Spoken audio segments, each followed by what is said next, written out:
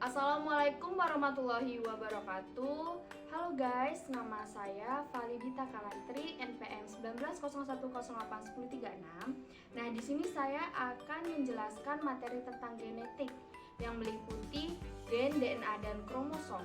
Nah, langsung saja ya. Yang pertama, kalian tahu nggak sih perbedaan antara gen, DNA, dan kromosom? Nah, jadi perbedaan dari gen, DNA, dan kromosom itu yang pertama gen. Gen itu pembawa sifat yang membentuk dari basa DNA. Lalu DNA itu merupakan untayan ganda polinukleotida yang saling bergulung dengan protein yang nantinya akan membentuk benang-benang kromatin. Nah, dari benang-benang kromatin itu nanti akan memadat menjadi kromosom. Nah, langsung saja kromosom itu merupakan terdiri dari gulungan benang-benang kromatin yang berasal dari benang-benang DNA membentuk dan menggulung antara DNA dan protein. Nah, selanjutnya itu ada gen. Apa itu gen?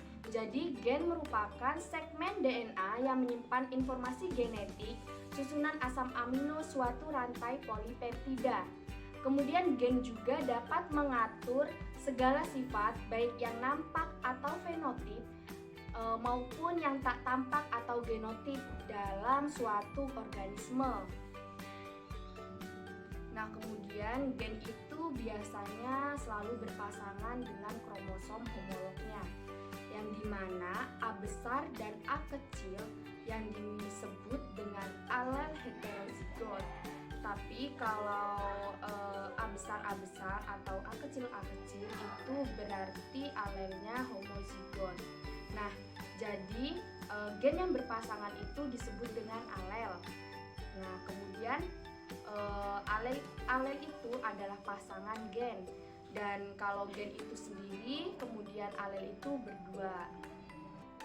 Nah, selanjutnya itu ada DNA. DNA itu merupakan dua untai polinukleotida yang berpasangan berikatan lalu berpilin.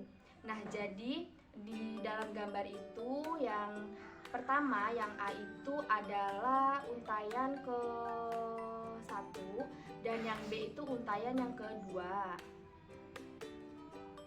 Kemudian rantai DNA bisa disebut dengan polinukleotida. Nah, poli itu apa? Poli itu banyak dan nukleotida itu adalah nukleotida. Jadi masing-masing satu nukleotida tersusun atas gula pentosa, asam fosfat, dan basa nitrogen. Nah, kemudian setiap nukleotida akan berpasangan dengan nukleotida di seberangnya yang berikatan antara basa-basa nitrogen.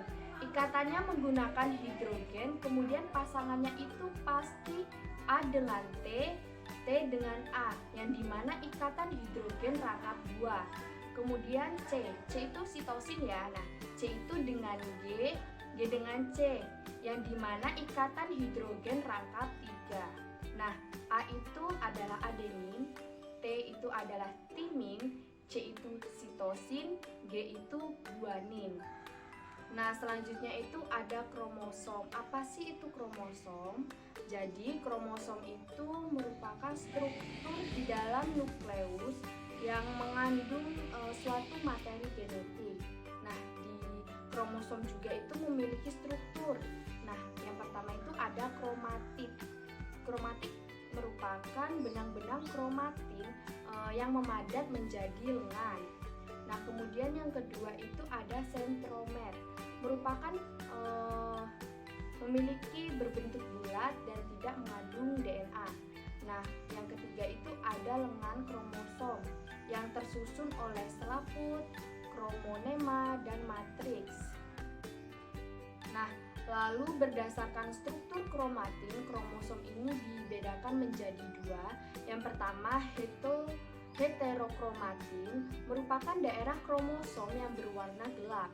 Yang kedua itu ada eukromatin, daerah kromosom yang berwarna lebih terang. Nah, selanjutnya itu berdasarkan fungsinya, kromosom terbagi menjadi 2, yaitu autosom dan genosom. Bedanya yaitu kalau autosom membawa sifat-sifat sel tubuh.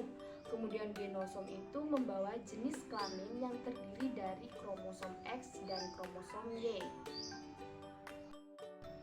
Nah, kemudian berdasarkan bentuk atau letak sentromernya, kromosom ini dibagi menjadi 4. Nah, yang A itu ada telosentrik, di mana sentromernya di ujung sehingga cuma ada satu lengan. Nah, yang B itu ada akrosentrik, di mana sentromernya hampir di ujung sehingga lengannya ada 2, tetapi satu lengannya itu lebih kecil. Yang C itu ada submetasentrik, yang dimana lengan yang satunya sekitar setengah dari panjang lengan satunya lagi. Nah, yang D itu ada metasentrik, di mana lengannya itu sama-sama panjang. Nah, yang selanjutnya itu ada jumlah kromosom di sel somatis atau di tubuh ya. Nah, itu terdapat 46 buah atau 23 pasang yang biasanya itu bisa dituliskan menjadi 44A. A itu autosom plus XX plus XY atau XY ya. Nah, itu bisa di kelamin betina maupun kelamin jantan. Nah, bisa juga ditulis dengan 22AA plus XS atau XY. Nah, kemudian itu di sel gamet atau di sel kelamin ya guys. Jadi itu cuman ada sperma dan ovum, hanya ada 23 buah, yang dimana bisa dituliskan dengan 22A plus X atau Y.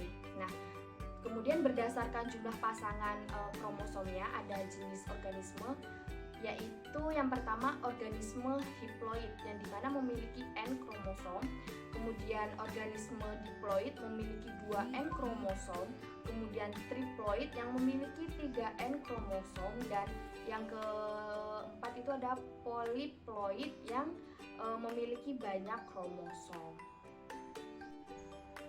Nah, itu tadi mungkin penjelasan dari saya mengenai materi genetik.